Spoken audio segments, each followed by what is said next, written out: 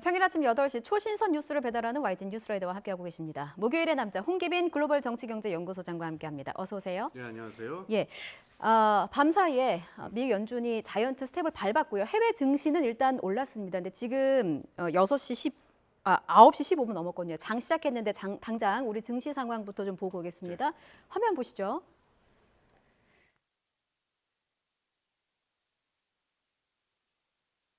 2,490선입니다. 지금 어제 종가보다 43.32포인트가 올랐습니다. 자, 일단 연준이 0.75%포인트 자이언트 스텝을 밟은 이후에 뉴욕 증시는 상승 마감했거든요. 우리 증시의 이 상승세 어떻게 보십니까? 예, 저 미국 증시에서도 현지 시간으로 오후 4시에 예. 일제히 올랐어요. 예. 그러니까 우리 증시도 지금 같은 리듬으로 지금 가고 있다고 보입니다. 예. 예. 그러면 미 증시 오른 건 어떻게 판단해야 됩니까? 왜냐면은 0.75%포인트 자이언트 스텝을 밟을 것이다 네. 예상은 많았는데 진짜 할 줄은 저는 사실 정말 할까 싶었거든요. 예, 예. 시장은 어떻게 받아들인 거예요? 지금 긍정적으로 받아들이고 있습니다. 긍정적인 시그널입니까? 예, 그렇습니다. 지금 주식 시장도 그렇고 채권 시장도 그렇고 예. 이번에 조치를 지금 이렇게 긍정적으로 받아들이는 신호는 분명합니다. 이 배경을 좀 설명을 드릴게요. 예. 말씀하신 대로 지금 0.75% 인상이라고 하는 거는 지난 1994년 이후에 처음으로 있었던 아주 자이언트 스텝이라고 하죠. 네. 0.5%라고 하는 인상폭을 훨씬 뛰어넘은 건데요. 예. 우리가 이 연준의 정책을 볼 때 하나 유념하셔야 될 게 있어요. 연준은 1차적으로 금융시장을 매개로 해서 실물시장에 영향을 주는 기관이라고 보셔야 돼요. 예. 그래서 우선적으로 고민하는 것이 현재의 실물시장 상태에 대해서 넓은 의미의 금융시장이 어떤 고민을 안고 있고 어떤 걱정을 하고 있는가에 대해서 반응하는 게 우선 1차적인데요. 네. 그동안의 금융시장, 그러니까 미국의 주식시장과 채권시장이 갖고 있었던 두려움은 좀 험한 말로 연준이 계속 뒷북치는 게 아닌가. 인플레이션이라고 하는 건 기대 심리라고 보통 얘기합니다. 사람들이 물가가 오를 거다라고 생각을 하기 때문에 선제적으로 어떤 행동을 해가지고 그것 때문에 실제로 물가가 올라가는 일이 벌어지는데요. 예. 그렇게 되면은 이거를 잡기 위해서 금리가 나중에 오르게 되면요.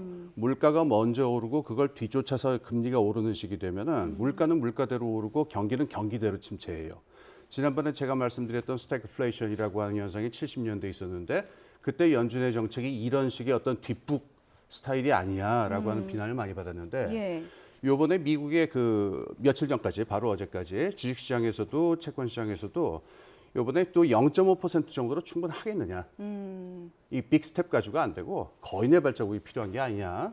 그래서 이런 어떤 생각이 있었는데 연준이 지금 기대를 맞춰준 거죠.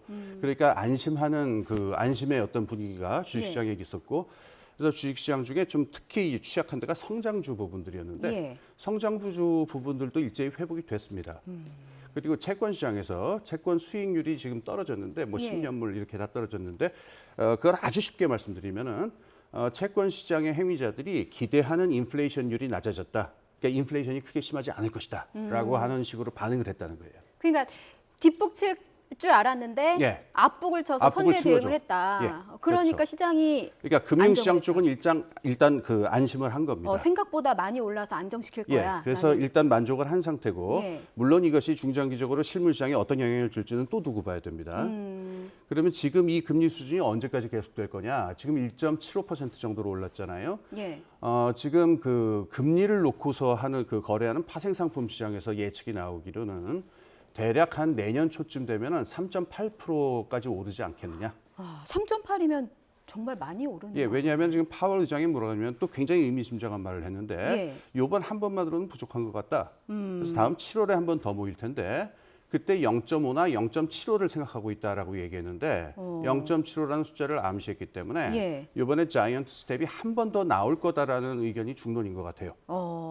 그래서 지금 1.75에서 또 0.75가 오르고 그다음에 연말까지 몇 번 더 있습니다. 예. 이대로 4번 계속 남았잖아요. 올리겠죠. 예, 맞습니다. 우리나라도 4번 남았잖아요. 4번 남았는데 또 횟수를 뭐 바꿀 수도 있어. 꼭 고정된 건 아닌데 그 정도 남았으니까 계속 이렇게 올라가면은 내년 봄 정도가 되면 3.8%가 되지 않겠느냐. 예. 그리고 죄송합니다. 내년 봄이 되면 3.8%가 되고 예. 내년 말하고 2024년까지 네. 대략 한 조금씩 내려갈 것이다. 아. 연준이 조금씩 완화시켜가지고 2024년까지 3%대를 유지할 것이다. 요게 대충 그 파생 상품 시장에서의 예측인 것 같아요. 정리하면 금리 피크를 찍는 거는 내년 봄쯤이 될 것이고 예. 피크 찍고 나서는 이제 예. 내년 후년 하반기까지는 점진적으로 하향 금리 예. 맞습니까? 예. 그게 이제 일단 그 시장에서의 예측인데 예. 그 이제 실물 경제에서의 상황에 따라서 또 달라질 달라지겠죠. 수 있다. 예. 저는 오늘 증시가 정말 궁금했던 게요. 근데 사실 이제 미국 시장은 미국 증시는 뉴욕 증시는 안정이 될 수는 있겠지만 사실 미국이 0.75%포인트 올려버리면 우리나라 기준금리랑 같게 되잖아요. 네. 그렇다면 우리 시장도 이제 한은의 고민이 깊어질 수밖에 없는데 네. 우리도 그런 금리를 올려야 되는 거 아니냐라는 뭐 요구가 계속 있을 거 아닙니까? 우리나라 상황을 좀 같이 생각을 해보죠. 예. 우선 하나 이제 좀 다행인 게 우리나라 그 한국은행 같은 경우에는 이 고금리 상황이 올 거다라는 걸 예측을 해가지고 예. 이미 오래전부터 선제적으로 대응을 했어요. 그래서 지금 고금리가 올라가는 충격이 다른 개발도상국이나 다른 국가들보다 조금 덜한 상황이고 지금 같은 금리가 돼 있긴 하죠. 걱정보다는 안정적이라고 보시는 거예요? 꼭 뭐 그러니까 제가 뭐 뭔데 예언을 하겠습니까마는 예. 준비는 충분히 했다라고 저는 뭐 생각이 되고요. 앞으로 근데 이제 위험한 요소는 이런 게 있습니다. 금리가 올라가면은요. 일단 그 웰 레버리지라고 그러죠. 예. 그 전 세계에 투자하는 자금들이라고 하는 게 그 자기 쌈짓돈 갖고 투자하는 사람이 누가 있습니까? 다 은행에서 빌려다 갖고 하는데. 예. 금리가 이렇게 어쨌든 미국의 연준 금리가 올라 버리면은 이 자본 조달 비용이 높아지기 때문에 전 세계에 퍼졌던 투자자들이 돈을 회수하는 경향들이 시작이 돼요. 예. 그래서 지금 우리나라보다도 개발도상국들의 외환 시장이라든가 국내 시장은 굉장한 위기를 맞고 있는데 우리나라도 꼭 예외는 아닙니다. 지난 몇 달간 이제 우리 뭐 파란불 얘기를 하셨는데 예. 파란 나라 스머프 됐다고 파랗게 칠려가지고. 예. 이게 그 우리나라 시장에도 외국 자금이 많이 들어와 있는데 네. 금리가 상승 기조가 되면 우리나라 주식시장에서 돈이 빠져나가지 않겠어요? 그렇죠. 그럼 우리나라 주식시장도 어려움을 겪을 위험이 있고 또 하나는 이제 환율, 그러니까 우리나라 환 가치가 떨어질 위험이 있는데 예. 이렇게 되면 우리나라 가뜩이나 인플레가 심한데 환 가치까지 떨어지게 되면 인플레가 더 적이 될 수 있죠. 예. 그러니까 지금 우리나라 한국은행 입장에서는 환 가치하고 그다음에 우리나라가 외환 보유고는 뭐 충분히 있다고 보입니다만은 그렇다고 하더라고요. 만에 하나 지금같이 국제적으로 외환 시장이 이제 불안정해지는 상황에서는 예. 또 어떤 나라가 공격 대상이 될지 모르거든요. 그러니까 우리나라의 그 어떤 그 외환 시장, 그 환 가치를 갖다가 지켜내는 그거를 위해서 금리를 어느 정도 계속 높게 유지하지 않을 수가 없고 그런데 이제 우리나라 이제 경제 상황이나 그 어떤 경기 침체 이 부분들을 생각을 하면은 또 너무 극단적인 조치를 취할 수도 없겠지만 예. 어쨌든 우리나라 입장에서는 미국이 금리를 올리면은 거기에 같이 스텝을 맞출 수밖에 없는 건 분명합니다. 7월에 금융통화위원회 예정이 돼 있는데 여기서 이제 그동안 우리는 한 0.25%포인트씩 올렸단 말이에요. 그러니까 우리 입장에서 빅스텝은 0.5%포인트라고 얘기가 나오던데 예. 7월에 어느 정도나 오를 것으로 전망하세요? 7월에 만약에 그것도 이제 미국에서 그 어떤 결정을 하느냐에 따라 달렸을 텐데 네. 미국에서 또 한 번 만약에 거인처럼 행동을 하면요 아까 말씀드린 대로 우리도 거기에 맞춰서 춤을 추지 않기 힘들 겁니다. 지켜보고 결정하겠다고 했다고 합니다. 조금 전에 저희 뭐 한국은행 총재가 한 말이 있는데 어느 정도를 예상하면 됩니까? 왜냐하면은 말씀하신 대로 은행에 빚을 내서 뭐 예. 주식 투자하고 또 혹은 일부에서 그 영끌이라고 하는 예. 뭐 다 빚내 가지고 집 사서 매달 다달이 원리금 갖고 있는 사람들이 굉장히 많잖아요. 예. 주담대에 올라 버리면 어떻게 해야 되나? 그렇죠. 예. 그러니까 오늘 아침에 그 이제 그 대책 회의가 있었다고 하는데 예. 이렇게 긴 이야기가 나오지는 않았다고 해요. 조심스러운 입장을 보이셨다고 하는데 예. 저는 그 10분 이해가 됩니다. 왜냐하면은 방금 말씀드린 대로 국제적으로 돌고 있는 미국의 싼 금리를 활용한 국제적인 자금이 이렇게 쭉 모이는 상황이 되면요. 네. 우리나라 안에서도 가계부채랑 기업부채는 굉장히 높거든요. 예. 그럼 우리도 여기서 미국의 경우에는 이렇게 쭉 퍼져 있는 자금이 미국 안으로 다시 돌아오는 형국이지만 우리나라의 경우에는 국내적으로는 가령 주담대를 받은 분들이나 이런 분들한테 대출했던 거를 금리를 올려버리면은 이거는 그냥 우리나라 국민들이 고스란히 피해를 보잖아요. 그렇죠. 그것도 이제 그 금융 약자들이요. 예. 그러니까는 한국은행이나 우리나라 정책 위반자들 입장에서는 선제적으로 지금 어떤 일을 하기 힘들고 상황을 잘 봐가지고 여러 정책 믹스를 준비하지 않을 수 없는 상황일 거예요. 예, 그렇군요. 정책 믹스라고 말씀을 드렸는데 예. 그 인플레 대책이 꼭 그 금리 인상만 있는 게 아닙니다. 어떤 게 또 있습니까?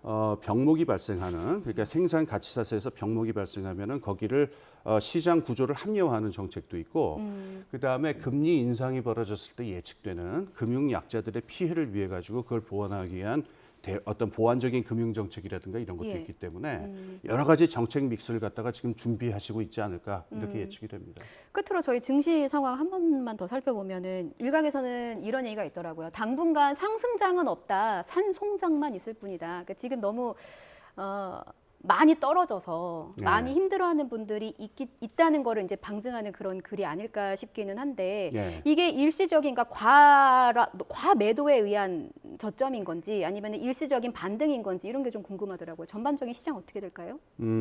지난번에 말씀드린 대로 저는 예측할 능력도 없고 의사도 전혀 그렇죠. 없고요. 그렇지만 이제 전반적인 예. 상황을 예. 보신다면 그 오늘 그 주가가 이렇게 반등한 상황을 봤을 적에요. 예. 미국의 월스트리트에서 나오는 금융계의 합의라고 하는 거는요. 전 세계 주요 자본시장의 합의를 대변한다고 보셔도 돼요. 그러니까는 우리나라 금융 쪽에 있는 어떤 그 행위자들의 예. 심정이라든가 집단적인 심리 같은 것들하고 관계가 있기 때문에 네. 요번에 오늘 개장하자마자 이렇게 반등의 저거를 보이잖아요. 예, 예. 그러니까 지금 말씀하시면 뭐 산송장이다 그래서 완전히 그냥 처박힐 것처럼 이야기를 하는데 네. 아까 말씀드린 대로 우리나라가 외환 보유도 충분하고 여러 가지 다른 조건들도 있고 우리나라의 강력한 성장주들도 있기 때문에 예. 그렇게 한 가지 저걸로 하는 거에 대해서는 전 조심스럽습니다. 과도한 불안일 수 있다. 네, 과도한 불안일 수 있고요. 예. 우리나라 인플레이션을 어떻게 잡아나가느냐라고 하는 그래서 우리나라의 경기 침체를 어떻게 잡아나가느냐라는 정부의 정책이 더 중요한 변수가 아닐까 그렇게 생각합니다. 그렇군요. 여기까지 듣겠습니다. 다음 주 목요일에 또 뵐게요. 예. 홍기빈 소장님이었습니다. 잘 들었습니다. 예, 감사합니다.